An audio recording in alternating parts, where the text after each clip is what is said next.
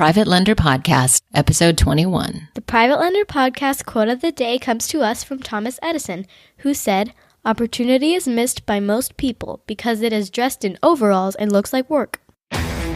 This is the Private Lender Podcast, the show that shares practical advice and know-how for new and seasoned lenders, from private mortgages on single-family houses to joint ventures on commercial projects and beyond. Discover details about investment vehicles that you won't find at your local bank or online broker. Listen and learn from private lenders and real estate investors, as well as from professionals and entrepreneurs, as they share the details, strategies, and the insight that allows for successful and prosperous lending. Now, get ready to increase your ROI. Here's your host, Keith Baker. How you doing, Lender Nation? Welcome to another episode of the Private Lender Podcast. I'm your host, Keith Baker, and I want to thank you for listening today and sharing your time with me. Got another solo cast today, and I think I'm going to name this one something along the lines of the easiest way to be a private lender. And before everybody gets too excited about how I've got some magic formula to make everything extremely easy, I don't. There is no hack. But I'm talking about a way that's even more passive than being an active private lender. Now, what does that mean? An active private lender goes out and networks, meets with investors who need the money, looks at the projects, puts their own boots on the ground, goes and builds a team, hires a lawyer, hires an appraiser, an inspector, and is quite involved in the whole lending process. And that is a rather large amount of activity compared to what I'm going to talk about today. And what I'm going to talk about today is those easy ways to be a private lender or to learn or to ease into it. And there are several ways to passively invest in real estate. And if you have any type of corporate job or a 401k, you're probably familiar with a REIT, R-E-I-T, or real estate investment trust, which is a security that is bought and sold on the market, like the stock exchange. So essentially, you're buying stocks in a company, in the trust. However, and I'm not going to drill down into the granular specifics, but essentially, after all expenses are paid, REITs are required to kick out the bulk, almost all of their profits to the shareholders. And that is a very easy way to invest in real estate, and probably the most passive. You could do it with an online brokerage account from Fidelity, TD Ameritrade, Schwab, but you don't necessarily see the process. You can go look into the prospectus, you can go look into the reports, you can dig into it and take an accounting view and a numbers view of that trust's business and see what properties they own and manage and so on and so forth. But you don't learn anything about the private lending process, which kind of defeats the purpose of this whole podcast and what I'd like to achieve in teaching people and giving advice or sharing my story about private lending so that you can avoid certain pitfalls and whatnot. But as far as easy goes, REITs are the way to go. You can also invest in, there's several crowdfunding platforms out there where you can look at the projects and put your money in. Most of them, I believe, you have to check with each one. You need to be an accredited investor to do that.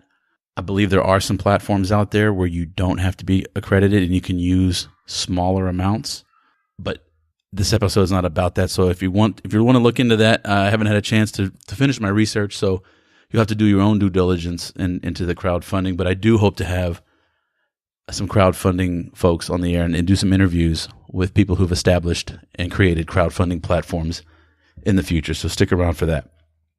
There are also funds that you can loan to. Now, so some of them are SEC Reg D. They're highly regulated. Again, accredited investors can only put their money into these funds. However, there are some other options where non-accredited investors can invest. Self-directed IRAs can invest in some of these funds, and they certainly do exist, and they also invest in all different types of asset real estate classes. And then the one I want to talk about today is if you want to start off, you don't have any experience, you're a bit nervous about how to move ahead and start becoming a private lender, we want to dip your toe into the water. There is a way that you can put that money to work, make a decent interest rate, and have somebody else do all the work. And I'm talking about hard money lenders. You can provide your funds, whether they be cash, free and clear, cash in hand, IRA, self-directed IRA funds, inherited funds, whatever. You can even go get I don't recommend you doing this, but you could, if you get a 0% interest credit card and can pull $50,000 out for a year, I don't know many people who could do that, but back in the heyday, I know people who purchase homes on credit cards. So anyway, it doesn't matter where the funds come from. You can provide your money to a hard money lender. That hard money lender is going to do all the heavy lifting to put that money to work. Now, you're not going to get a phenomenal interest rate. You're not going to make 15%. And depending on what state you live in, usury laws may cap that at a lower amount. But the key thing is to find a hard money lender that'll work with you and tell them, say, hey, be upfront and honest, be transparent. I want to do private lending on my own, but I'd like to loan you the money, give you the money, walk me through the process, hold my hand, let me see the documents, let me see the due diligence package. And that hard money lender, and then let that hard money lender go put that money to work for you. Now, in a typical case, you will probably get somewhere between maybe 5 to 8%, maybe 8.5% on your money. That hard money lender will then take it and put it to work in a project for a real estate investor. After they have it appraised, they analyze the deal, they underwrite the deal, and they go ahead and make that loan to the investor. Now, that hard money lender is probably going to charge 12%, 14%. It just depends on the hard money lender. It depends on that particular deal. But that's how they're going to make their money. They're going to borrow the money. They're just like a bank. They're going to borrow the money from you. You're going to deposit the money with them at a lower interest rate, and they're going to loan it out at a higher interest rate. And they're probably going to take points on it as well. Now, the way they secure the note or your funds, there's a couple of different ways that I'm familiar with and that I've seen happen. The hard money lender will act as essentially a broker where they take your money, put it together with the investor, and they'll take the points. The interest rate the interest money will just go to the lender, the original lender. So let's call that the private lender, the person with the money. The hard money lender will put that money back to work and probably take more points, for example. And that's really more of a brokering situation, or acting like a loan broker. And again, they'll take some of the points. But they'll service that loan. So if the monthly, as the monthly payments come in, let's say they owe the private lender $500, but the payment coming in from the investor is $800. They'll take their $300, pay their staff and their office, their overhead, and then pay the private lender their $500 that was agreed upon. And that is normally the private lender has a first position lien in that situation. So I, Keith Baker, give HML, hard money lender, $100,000 to put to use, or perhaps less than that. There's a little bit of paperwork. There's a contract that you'll have to sign. And anytime anybody gives you something to sign that's legal, that gets recorded at the county courthouse, I highly recommend you have an attorney look at it. Squirrel. And just for full disclosure, I grew up in a house where attorneys were viewed with a mixed bag, a yin and a yang. Nobody likes an attorney until they need one. And I have a few attorney friends, and that some of them are honorable. Most of them are honorable. Actually, all of them are, because they're friends, and the ones that aren't, I don't hang out with. But have them look at those documents and provide you some feedback. And let them know, have them tell you where the risks are. Let them tell you, hey, I see this could be a problem for you if this happens. And then it's up to you if you want to go ahead and loan, sign those documents, execute them, and loan that money. Sorry, that's just something that's kind of important. That always have an attorney. He's like the first person on your team, and very soon I'm going to have one on just talking about documents and whatnot. Your deed of trust, if you're in a deed of trust, mortgage state, promissory note, so on and so forth. So anyway, that's my little rabbit hole. Sorry about that, but I do want to mention it while I'm thinking about it. So back to my example where the hard money lender is really like a broker.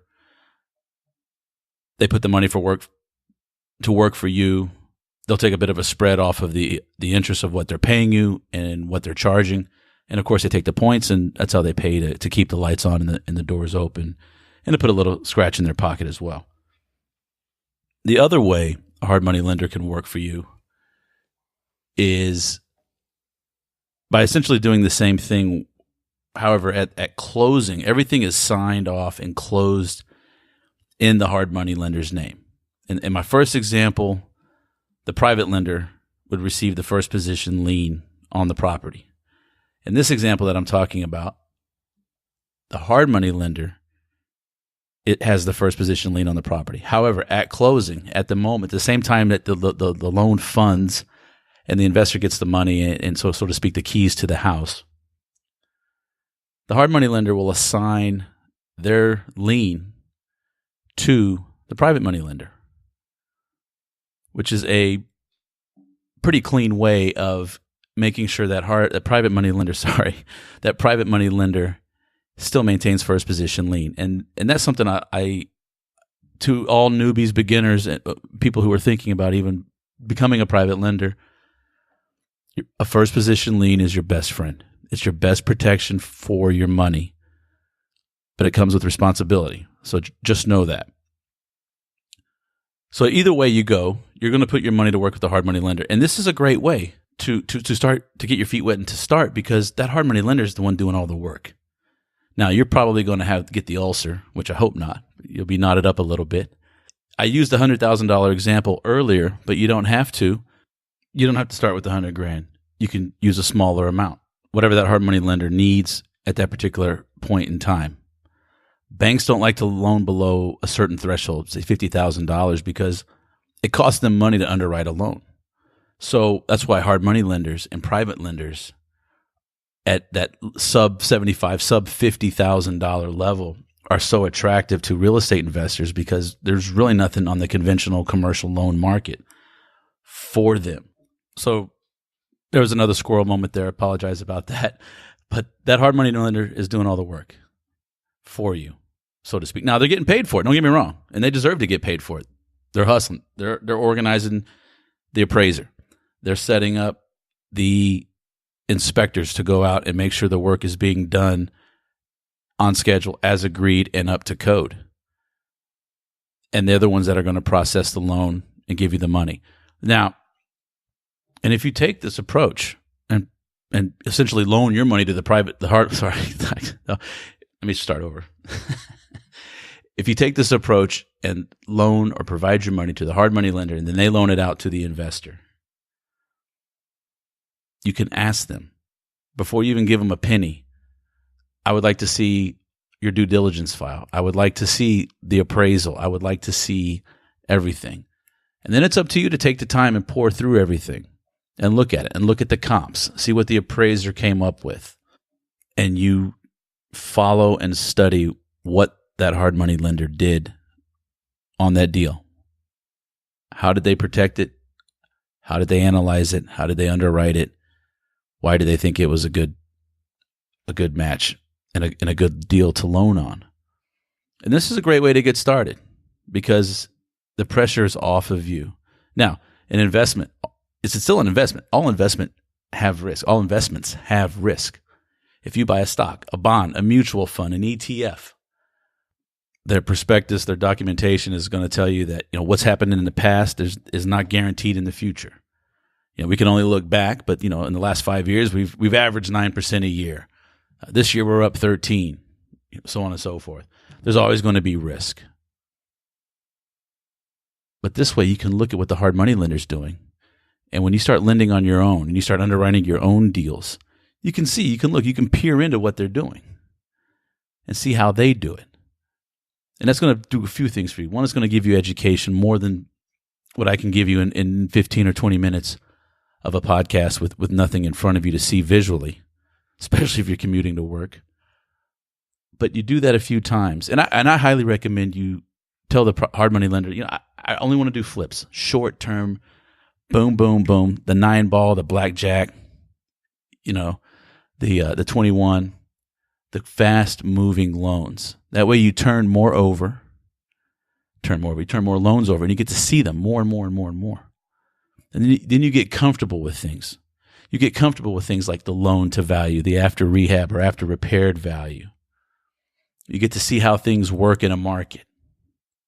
And this is a great, great place to start.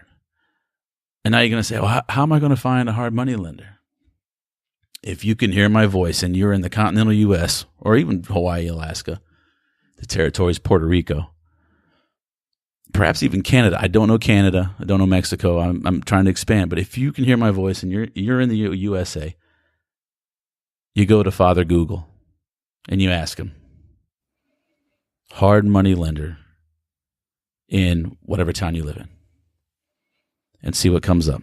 Contact them, email them, go to their websites, call them, find one that'll take the time and walk you through their process. You might have to get a couple of no's. You might have to get a lot of no's before you do. But do that. That would be my suggestion to you. And do 5 loans, do 10 loans through a hard money lender. And see how you like it. And then if you do like it, then you take that next step to where you're underwriting the loans. You're getting the interest. You're getting the points if you want to charge them. It's up to you. You start networking with the investors. And essentially, you start to become the hard money lender's competition, but not really. And let me explain why. When it comes to first-time flippers, or let's say somebody is a landlord and they have accumulated 10 or 12 properties, but now they're out of cash flow and they need to generate some cash flow to put into some long-term holds. Easiest way to do that is to flip a house. Well, if it's an investor's first time to flip a house as a private money lender, I would suggest to you, do not loan it to them. That's what hard money lenders are for. They look at these risky people. And I say risky people, it's a little unfair, but let's call them unseasoned, right? Non-experienced isn't right as well, but just they don't have 10 flips under their belt to give somebody confidence. And that's exactly who a hard money lender serves. Now, sometimes they do have to take properties back. There are foreclosures. Unfortunately, the world is not perfect. However, I would rather have a house that I've loaned, let's say I've loaned $100,000 on it and I only get $85,000 back. Stocks aren't collateral. They're not tangible assets. They don't have land. They don't have improvements. So from where I sit, and this is why I like lending so much, is I have collateral.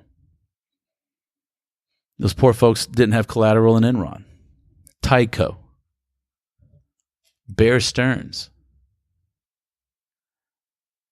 So you're not going to get wiped out completely. And we'll talk about how to protect, the dwelling, the improvements later. But it's a great way to get going. The hard money lender loans out to the investors. They're extremely fast. That's why investors love them. A lot of hard money lenders will loan in under 7 days. According, the appraisal comes back. And it's a great way for private lenders to start getting their feet wet, to start seeing the especially if you have absolutely no real estate experience. Like if the only real estate experience you've ever had is signing the lease on the house or apartment you live in, or maybe closing on the house when you purchased it that you live in. Hard money lenders are a great way to start your education. You're not going to get rich overnight by private lending, but that's not the point of it. So anyway, Google hard money lenders, and I'm going to have some hard money lenders come on the show here, hopefully very soon. I've got a few lined up for you. So they can talk about the process. They can talk about how they're going to keep your money secure and how, and I say that, how do they mitigate risk in the name of keeping your money secure and their money as well. I mean, look, this is their job. They're going to make money. So it doesn't behoove them to fail on their loans. They've got just as much incentive to make money as you do. Anyway, I see this rant now has gone on about 20 minutes, which is about twice as long as I had anticipated. I am recording it on a Friday, so I think I'm already in weekend mode. So if I know there's a few squirrel moments there, a couple of shiny objects. I want to apologize for that, but I do appreciate you guys listening.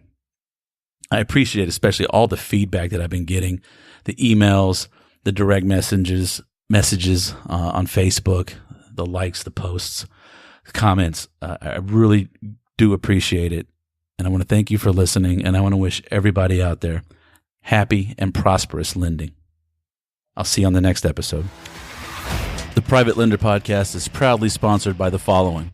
The Realty Investment Community of Houston, or Rich Club, is the premier real estate association in Southeast Texas. The Rich Club provides its members with the education, resources, leads, and networking they need to earn more wealth with their real estate investments. The Rich Club has helped thousands of real estate investors realize their full potential, and they are ready to help you. Visit their website at richclub.org for more details. That's richclub.org. 713 Houston Area Real Estate Networking with Landon Rothstein and Ray Sasser. Come out and experience one of the fastest growing meetups of real estate investors. Visit privatelenderpodcast.com/sponsors for more information regarding 713 Houston Area Real Estate Networking Meetup. Thanks so much for listening to this episode of Private Lender Podcast with your host, Keith Baker. For more great content and to stay up to date, visit privatelenderpodcast.com. If you enjoyed today's episode, please rate and review, and we'll catch you next time.